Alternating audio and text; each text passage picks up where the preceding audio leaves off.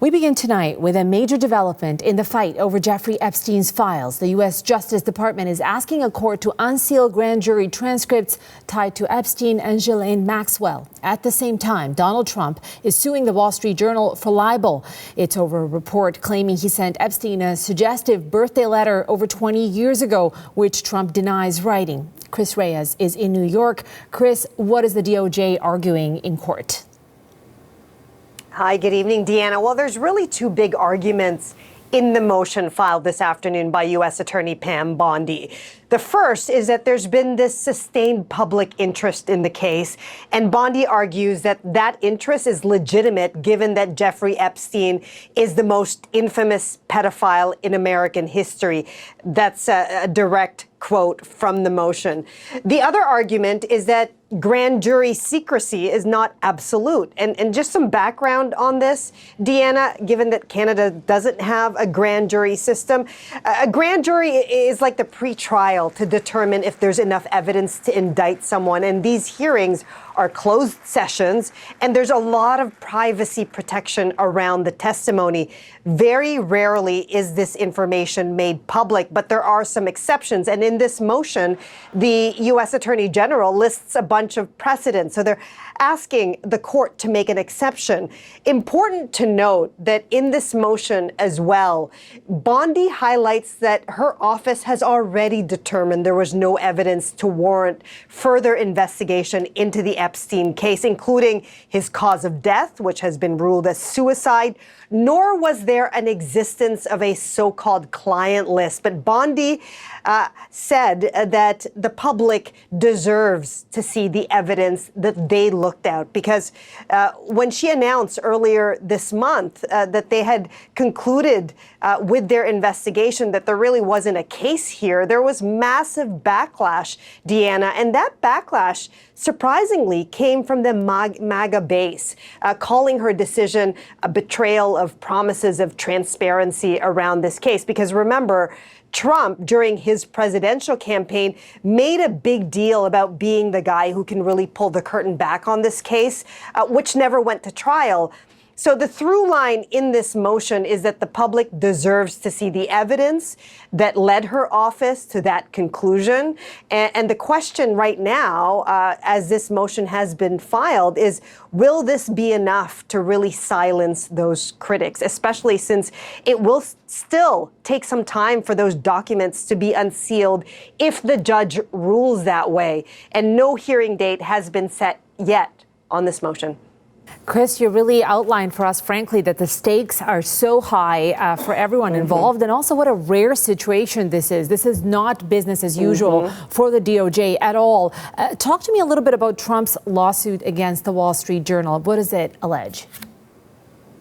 So the president has now followed through on a threat that he made against the Wall Street Journal after an article was published last night claiming that an explicit letter signed by Trump was sent to Jeffrey Epstein for his 50th birthday. The claim, Deanna, is that it included a drawing of a naked woman and that it was part of a compilation of letters from different people that was put into this birthday book. And that article really angered Trump. It prompted him to ask the Attorney General to go to the court to ask for this grand jury testimony to be unsealed. Bondi immediately said she was on it. And then Trump threatened to sue. He called the letter a fake thing. He said those weren't his words, that he never drew a picture. He then said this on Truth Social early this morning. He said, "I look forward to getting Rupert Murdoch to testify in my lawsuit against him and his pile of garbage newspaper." So that suit has now been filed in Miami federal court. It is against Dow Jones, News Corp, Rupert Murdoch. So all of those are publishers of the Wall Street Journal, as well as two Wall Street Journal reporters. And with this lawsuit filed, again, this fight continues with Trump surrounding this case. And worth mentioning, Deanna, that this is not the first time for Trump to sue a media outlet, and certainly not even the first time in this second administration. In fact, earlier this month, CBS settled with Trump over a 60-minute interview with Kamala Harris, in which he challenged the way that program edited the piece. So far, no response yet from the Wall Street Journal on this lawsuit. And by the way, for people who are interested in that CBS part of the story, we'll be following that up, and Stephen Colbert's comments on that with our correspondent Eli Glasner. Chris, thank you so much for all that context. Look, there's so many intercrossing alliances here. We do know that Trump and Rupert Murdoch, of course, were quite close some time ago when with Fox News playing a key part in the initial election of Donald Trump. But thank you for all that context, and I know you'll be keeping an eye on us for that story. Thank you. Now, to get more analysis, we're joined by Ankush Khardori. He's a former United States prosecutor and columnist for Politico. He's joining us now from Washington. Thank you, Ankush, so much for making time for us. Thanks for having me. Let's talk about the United States DOJ. The Department of Justice is asking a federal judge to make public years of jury testimony in the Jeffrey Epstein case. Were you surprised by this decision? I wasn't surprised because Trump had directed the Attorney General yesterday to do this. She said immediately she was going to do it. So I'm not surprised that they followed through. As your reporter noted, it's unclear how this will be resolved given grand jury secrecy rules.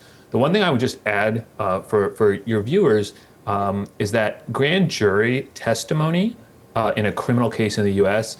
tends to represent a very small portion of the information that the government acquires through a criminal investigation for a variety of different reasons. So what we're talking about here is still a very narrow set of the universe of material that is potentially of interest of people following this case. Okay, thank you so much. That's really important context. So people should not get their hopes up that they're going to see everything. They're seeing a slice here, right?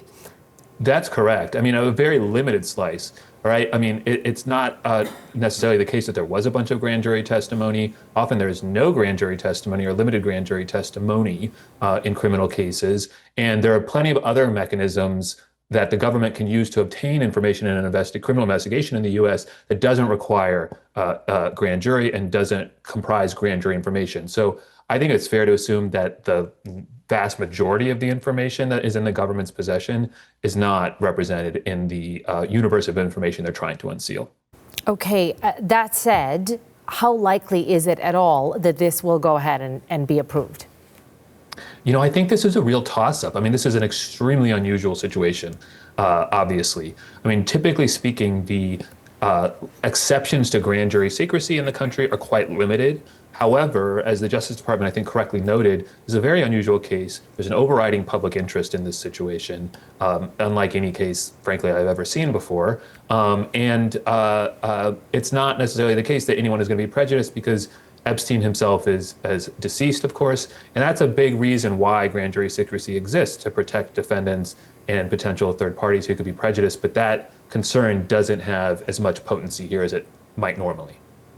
Let's talk about Donald Trump's, the other lawsuit here, which is his libel lawsuit against the Wall Street Journal and its owner, Rupert Murdoch, at one point a Trump ally, not anymore, clearly. How far do you think Donald Trump is willing to take this? Look, you know, it remains to be seen. I mean, I think even before this afternoon, there was a question in my mind about whether he would ever file the lawsuit. Clearly he has. I will say that although other media organizations have settled cases recently with him, I have to assume that the Wall Street Journal heavily vetted this story and was prepared for a lawsuit. So I would assume that they're prepared to defend this case, not to immediately settle it or potentially ever settle it. And that means it could proceed all the way through. And when a case goes all the way through to litigation against a media company as opposed to being settled, he tends to lose. He has not had good success on this front. And the lawsuit itself now exposes Trump to the very obvious possibility that the Wall Street Journal will try to depose him as the plaintiff in the case and potentially ask him questions about that letter under oath. Let's talk about what position this puts Donald Trump in. Does it put him in an even more difficult position than he's already in? I think he's in a very tricky situation politically. You know, even setting aside, you know, the legal issues we just discussed, as a political matter, you know, there has been such goalposts moving, and there's been such sort of, very heavily qualified statements from Trump saying, "Oh, we'll only release credible information or pertinent information." And so I think as a result, there's going to be some subset of people who have frankly lost trust in the administration and will not take their word at the end of the day for whether they have released everything in their possession, even if they ultimately do release everything that it can. I think this is one of these situations where it's a conspiracy theory and they've sort of dug a rhetorical hole of their own. And they brought all this upon themselves. I mean, it was Trump and his political allies who fomented this theory in recent years, and they were the ones who are now in office dealing with their inability to credibly and consistently explain how they're handling the situation now. Yeah, it's going to be so interesting to see how, frankly, many of Trump's supporters, the MAGA crowd, reacts to this, because whereas with his previous lawsuits, they involved certain beliefs of his characters that were held by his detractors. That the unveiling of the Epstein files is something that people who voted for him and many people who like him really believed in. Talk to me about what you're going to be looking for next as this story develops. Well, look, the most obvious thing is we're all going to be keeping an eye on what happens with the litigation in the grand jury. People are going to be following the Wall Street Journal case. That could go on for quite some time, however.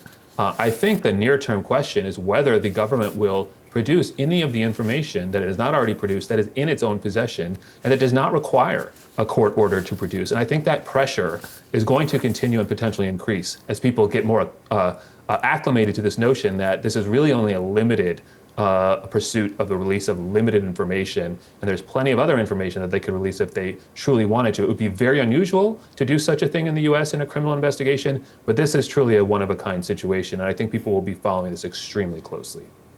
Ankush, thank you so much for that. That was former federal U.S. prosecutor and political columnist Ankush Khardori. Thank you, Ankush. Thank you.